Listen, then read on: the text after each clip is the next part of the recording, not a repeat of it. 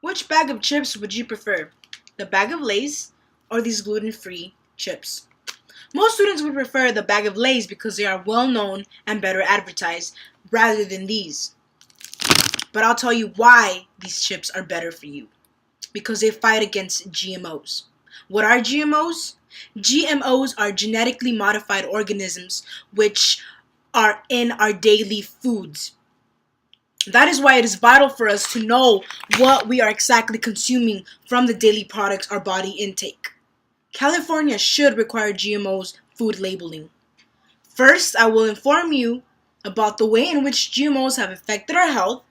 Secondly, we will discuss who is at fault for improper labeling of GMOs. And lastly, we will talk about ways in which we can tackle the issue.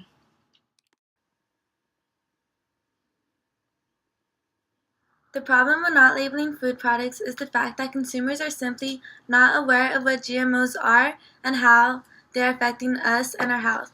According to an online article, here's what GMO labeling will cost you, written by Pamela M. Fra on March 13, 2014, some consumers and environment groups despise GMOs as frankenfood.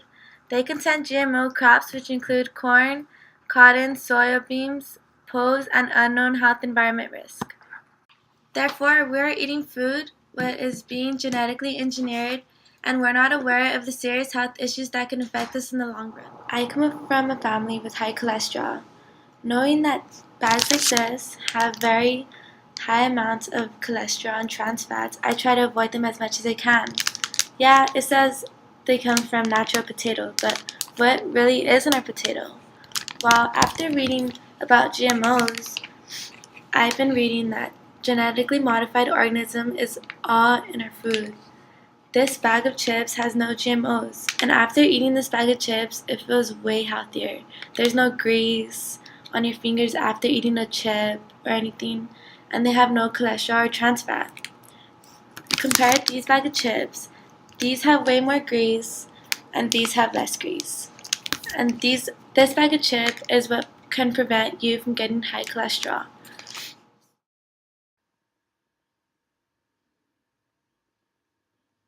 It is hard to point exact fingers as to who it is to blame for not properly labeling and informing consumers on what type of GMOs are in our products. However, one of the main companies held responsible for this is a company by the name of Monsanto. What is Monsanto, you may ask? Monsanto is basically a company who produces their own GMO seeds that they patent and later sell to farmers, although this may not always be a good thing.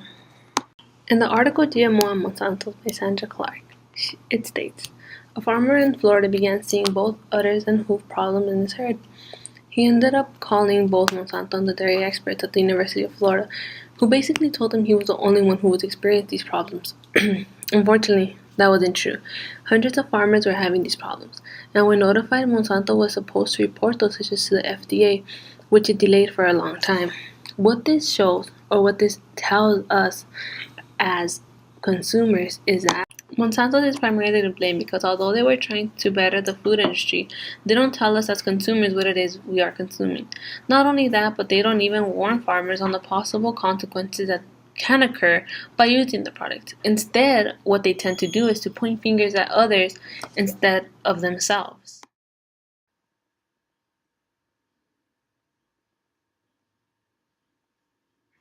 Control is the key element that would be put into action through the enforcement of labeling genetically modified food products in California. By approving Senate Bill 1381, proposed by Senator Noreen Evans, labeling of genetically modified and engineered packaged foods would be required beginning 2016. Through the enactment of this bill, we would be avoiding and controlling a potential cost to our health as stated earlier. A lot of the common consumed foods do contain GMOs, and the worst part is that people are not even aware of those products that contain them. Which some are cereal, milk, meat, canned soup, and it has even ended up in baby formula. By 2016, all products sold in stores in the United States and in Canada would have to disclose whether or not they contain GMOs. This provides the consumer with more control and ability to know what they are exactly consuming, which gives them the right to choose whether they do or do not wish to consume GMOs.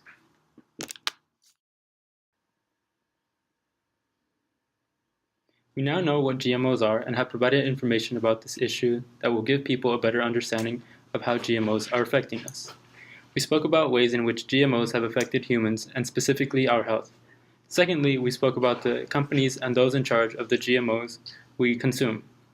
We lastly spoke about a way in which we can control and have more say over the GMOs present in our daily foods. We would like to end with a quote from Assemblyman Rich Pan, a medical doctor and author of this year's repeal bill, which states, "It should be about whether the local businesses and health inspectors have worked together to create a safe environment for the customer."